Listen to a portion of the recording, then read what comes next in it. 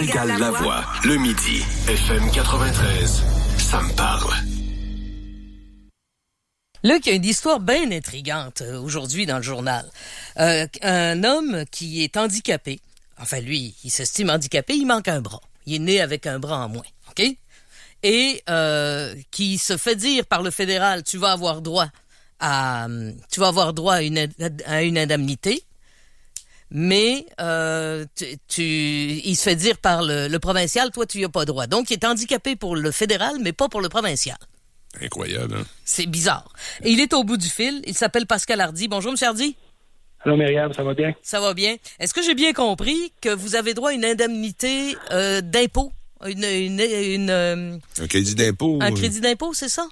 Oui, c'est bien ça. En fait, j'ai été reconnu par Revenu Canada au début juin, dans ma demande que j'ai faite d'être reconnu comme personne handicapée pour avoir droit au crédit d'impôt. Et j'ai reçu un beau chèque de 7 000 rétroactif pour les 10 dernières années. OK. Puis là, vous vous tournez vers le provincial, parce que d'habitude, quand le fédéral nous facture quelque chose, le provincial passe pas longtemps après. Vous vous dites, ça doit être le même système. S'ils me donnent un chèque d'un bord, ils vont bien m'en donner un de l'autre bord aussi. C'est ça? En fait, pour revenir à la base, quand j'ai fait ma demande, moi, j'étais pas au courant que j'avais le droit à ce genre de crédit-là. Jamais qu'on m'a dit, en l'espace de 22, 23 ans que je travaille, que j'avais le droit à ça sur mon rapport d'impôt. Puis j'ai été conseillé par un conseiller pédagogique avec un retour à l'école, me disant que j'avais le droit, pour les prêts et bourses au niveau du Québec, de faire une demande pour être reconnu comme personne handicapée. Puis ça ferait en sorte que j'aurais le droit de convertir mes prêts en bourse. J'étais comme, ouais, sérieux. Puis c'est sûr qu'avec la démarche de retour à l'école, de sortir de l'école avec pas de dette, c'était intéressant. Fait que là, j'ai fait ma demande, j'ai été accepté. Avec un document rempli par mon médecin de famille, puis expliqué ma situation j'ai la maladie des lames amniotiques. En fait que mon placenta, j'en fais l'argent de ma mère, a embarqué par-dessus mon membre et fait que le développement n'a pas pu avoir lieu. Et puis, elle a fixé un document, j'ai été accepté. Fait que là, moi, ma démarche, je me dis, je vais continuer au niveau du gouvernement. J'ai le droit, alors je vais faire une demande. Et lorsque j'ai fait mes demandes qui étaient pareilles, le document est pas mal semblable, j'ai envoyé ça, je me suis dit, on verra ce que ça donne. Et puis, j'ai une réponse positive du fédéral me disant que oui, votre demande a été acceptée, on traite votre dossier, vous allez recevoir un chèque dans les prochaines semaines. Et le provincial, non, vous n'êtes pas accepté selon les critères d'admissibilité. Fait que là, je les appelle, je leur demande la situation, OK, y a-t-il quelque chose que je comprends pas? J'avais le même document. Votre docteur a écrit sans objet au moment où c'est demandé si vous êtes capable de vous nourrir, de vous habiller, de manger, une couple d'affaires là, de demande qui spécifie de marcher, tout ça. Je dis oui, je suis capable, sauf que je suis tout le temps en mode adaptation. Je suis tout le temps en mode, oui, je suis capable d'attacher mes souliers, mais j'ai appris en 6e année à attacher mes souliers. Avec une seule main? Avec une seule main. Alors, j'ai appris aussi à jouer au hockey, j'ai appris plein d'affaires comme ça, mais j'ai dû tout le temps m'adapter. Tout le temps en mode adaptation. C'est ça, la seule faire comprendre. Il n'y a pas de zone grise dans votre document. C'est pas possible d'expliquer non desservi. Alors là, j'ai comme été un peu déçu et un peu frustré parce que c'est comme si je me faisais dire que je n'étais pas handicapé. Mais quand vous avez contacté Revenu Québec, vous leur avez dit qu'Ottawa que le fédéral avait accepté. Est-ce qu'ils ont dit quoi? Ils ont dit ça ne nous regarde pas, ça, ou quoi? Ils ont dit que c'est pas la même réglementation. C'est ce qu'ils m'ont dit. C'était la même? C'est pas la même réglementation. Pourtant, moi, j'ai imprimé les deux trucs, là, fédéral, provincial, puis ça se ressemble comme deux gouttes d'eau, là. Oui, c'est la même affaire. Okay. Parce que dans le fond, si vous êtes refusé à une place, vous devriez être refusé à l'autre. Si vous êtes accepté à une place, vous devriez être accepté à l'autre. Il y a d'ailleurs quelque chose d'un peu absurde à ce qu'il n'y ait pas un seul formulaire et une seule décision, là.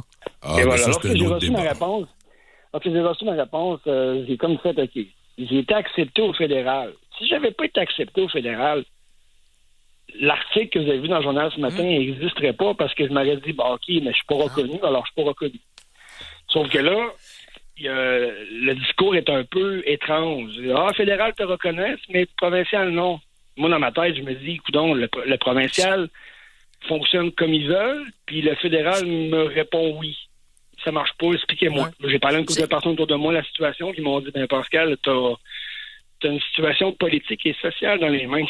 OK, bon, on va essayer de parler à Revenu Québec dans les prochaines minutes, qui nous l'explique, parce que moi, j'ai de la misère. D'autant plus que je connais un autre cas assez semblable au vôtre. C'est quelqu'un que je connais à qui il manque une jambe. Elle a sa vignette d'handicapé, parce qu'évidemment, elle travaille avec une prothèse, puis c'est pas toujours évident, puis elle peut pas marcher longtemps. Elle peut marcher, mais pas longtemps.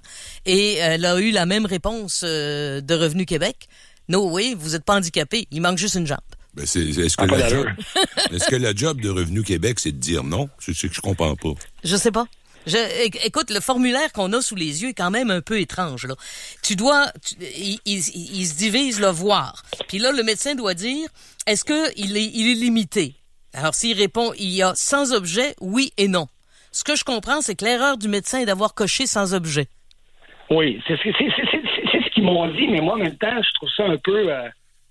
de dire que je suis pas capable de manger, ben c'est pas vrai. Je suis capable de m'alimenter, sauf que je suis en adaptation. Donc, c'est là que les Québec m'ont dit, ben Pascal, peut-être que vous auriez dû écrire oui, vous êtes pas capable. Ouais, mais là, ça aurait été de mentir, quoi.